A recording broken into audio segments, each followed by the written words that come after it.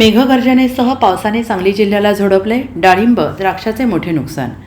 सांगली जिल्ह्याला हवामान विभागाने 2 दिवस ऑरेंज अलर्ट दिल्यानंतर गुरुवारी दमदार पावसाला सुरुवात झाली. सकाळी जोरदार पावसानंतर दुपारपर्यंत उघडीप दिली होती. मात्र दुपारनंतर मेघगर्जनेसह पावसाने जोरदार झोडपून काढलं. शिराळा, वाळवा, पलूस, मिरज, तासगाव तालुक्यातील मुसळधार पाऊस झाला. सांगली मिरज शहरात जोरदार पाऊस झाल्यामुळे सर्वत्र पाणीच पाणी साचून राहिले. दरम्यान शुक्रवारी दिनांक 13 मुसळधार पावसाचा अंदाज हवामान विभागाने व्यक्त केला. जिल्ह्याला 4 दिवस पावसाने उघडीप दिली होती, परंतु 2 दिवस वादळी वाऱ्यासह मुसळधार पावसाचा अंदाज मुंबई हवामान विभागाने व्यक्त केला. गुरुवारी सकाळपासून पावसाला सुरुवात झाली. काही वेळा पावसाच्या सरी बरसल्यानंतर सकाळी 10 वाजल्यानंतर पावसाने उघडीप दिली. मात्र उष्म्यात वाढ झाली होती. दुपारी 3 नंतर मेघगर्जनेसह जोरदार पावसाला सुरुवात झाली. पावसाच्या सरी मोठ्या असल्याने काही वेळातच पाणीच पाणी झाले.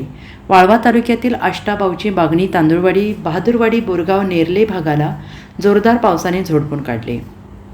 शिराळा तालुक्यात पावसाचा जोर राहिला. तेथील बहुतांशी गावात पाऊस सुरूच राहिला. मिरज तालुक्यातील तुंग, कसबे डिग्रज, समडोळी, कवटेपिरान, दुधगाव, मौजे डिग्रज, नांद्रे परिसरात जोराच्या पावसाने हजेरी लावली. तासगाव शहरासह मांजरडे, विसापूर, पेड, वायफळे, बलगवडे, बस्तवडे, मनेराजुरी, कवठे एकांत, कुमठे आणि कवठे महांकाळ तालुक्यात बहुतांशी भागात जोरदार पाऊस झाला.